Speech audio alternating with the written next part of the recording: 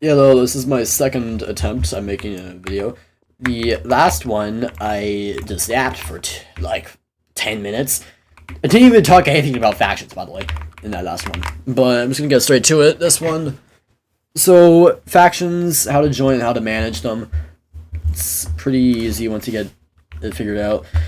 How to join a faction if you don't have Discord, womp womp. If you're not in the prime age group, aka 17, 18, 16, or 14, 15 too, you're not joining a faction. Example, 5 years old or 21.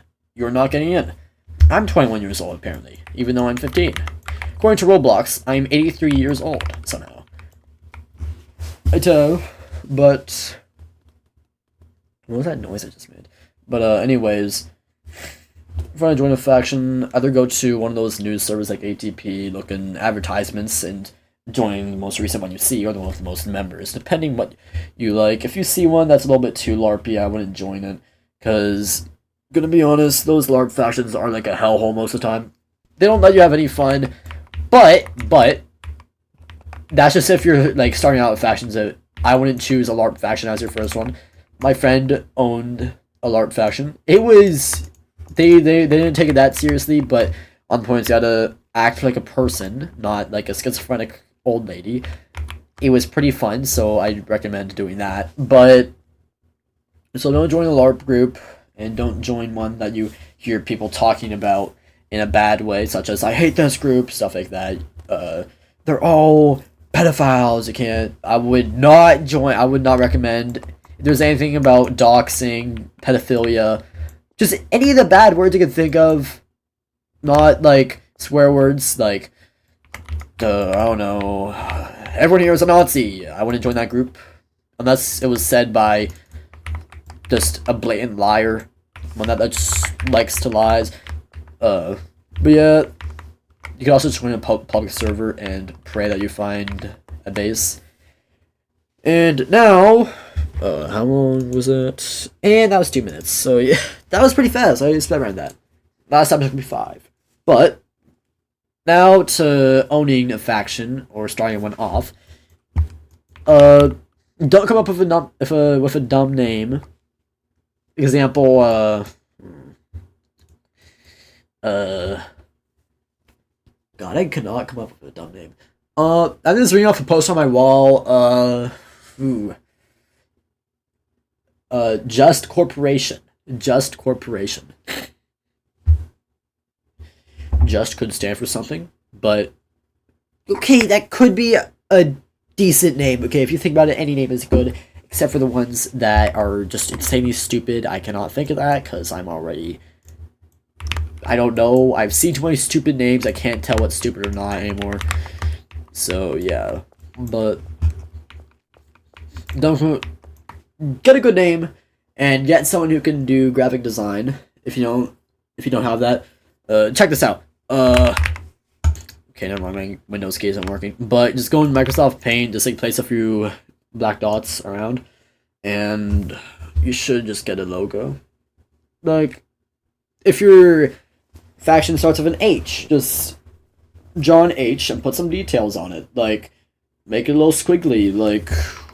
Could just do whatever this is. I was just making a random logo for this abandoned building. So yeah, you can just do that. And then, onto deploying, you're gonna want like a good deployment schedule. Holy shit. Schedule. You want a good deployment schedule. I used to deploy on Fridays, Saturdays, and Sundays. Anything that was during the week was random and wouldn't be that organized. But Friday, Saturday, Sunday, really good deployment times. If your faction is mostly European, you're going to want to go into their time zone. If it's mostly South, North America, you're going to go into their average time zone. Like, I don't know South America's average time zone. I'm just going to go off of EST. Or if they are Russian, you're going to want to go off of UTC +5. Or if they're Asian, go off whatever time zone they are. I forget. Just go off of the majority of, like, the most average time zone in your group. You're going to do that. And then deploy at I mean, I'd probably deploy at 5 p.m. EST if I still did faction stuff, which I do not. I'm like a retired old man, telling my war stories to little kids and how they should join the military, basically doing that. So, yeah, just put at those times, and then you're gonna want to get NCOs, like a ton of NCOs. The more people you have deploying for you, the bigger your faction is gonna be. Then maybe like a moderator or two. It could be an NCO that just works 2 jobs. So yeah. By the way, do not pay your workers. Once you stop paying them, they're not gonna join your opponents anymore. Because most likely, if you're paying them, that just means you cannot figure out a good way to keep your employees intrigued in your faction. Intrigued. Just make your deployments interesting, go on a few raids, do stuff like that, you know, pretty average.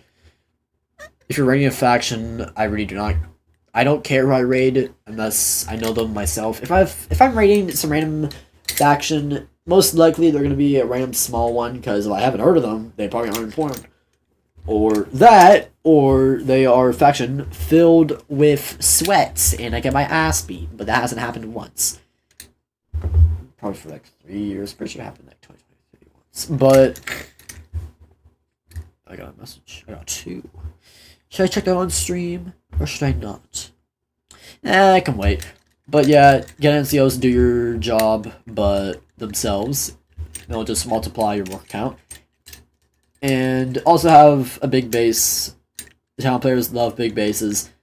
And yeah, that's pretty much it. Anyways, I'm gonna go end this so I can see if my friend sent me something nasty or something actually normal, because I cannot trust him with anything. Okay, yeah, cool.